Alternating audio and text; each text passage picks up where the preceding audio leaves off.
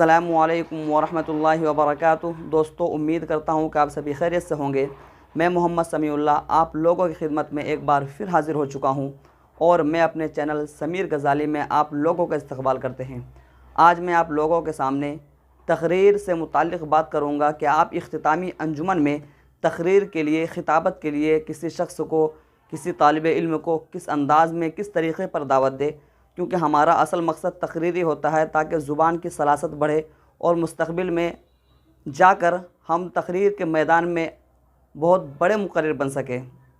तो दोस्तों, इससे पहले भी बहुत सारी वीडियो दावत ख़िताबत से मुताल्लिक़ अपलोड कर चुका हूँ। अगर आप लोगों ने अभी तक वो वीडियो नहीं देखा है तो डिस्क्रिप्शन में जाकर वो वीडियो देख सकते हैं। तो दोस्तों, वीडियो शुरू करने से पहले मैं ये कहना ज़रूरी समझता हूँ कि अगर आप हमारे चैनल पर हमारे वीडियो में पहली बार है और अभी तक हमारे चैनल को सब्सक्राइब नहीं किए हैं तो ज़रूर हमारे चैनल को सब्सक्राइब कर ले और साथ ही साथ बेल आइकन को ऑल पर क्लिक कर ले ताकि हर वीडियो के नोटिफिकेशन सबसे पहले आप तक पहुँचे, क्योंकि मैं रोज़ाना ही इन चीज़ों से मुताल्लिक़ वीडियो अपलोड करता रहता हूँ। इंशाअल्लाह आप लोगों को बहुत ही फ़ायदा होगा। तो चलो दोस्तों, बिला किसी ताख़ीर के आज की वीडियो शुरू करते हैं। बिस्मिल्लाहिर्रहमानिर्रहीम। पासबाने मिल्लत व रहनुमानाने कौम, अब तक आप तमहीदी प्रोग्राम समाअत फरमा रहे थे।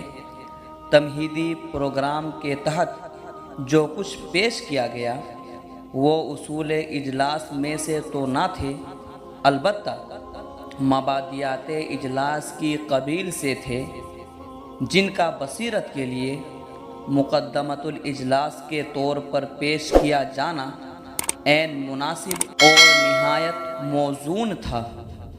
हज़रात, इस तमहीदी व ज़िमनी प्रोग्राम के बाद अब मैं असल मकसद की तरफ कदम बढ़ाते हैं।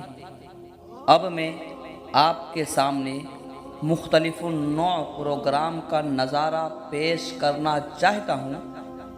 इस सिलसिले की सबसे पहली कड़ी बिरादर अज़्म मोहम्मद जसीमुद्दीन सल्लमहु होंगे। मैं मौसूफ़ जसीमुद्दीन के मौजू पर तबा आज़माई की दावत दे रहा हूँ। आप हज़रात हमातन गोश होकर मौसूफ़ की दिलपज़ीर तकरीर समाअत फ़रमाएँ।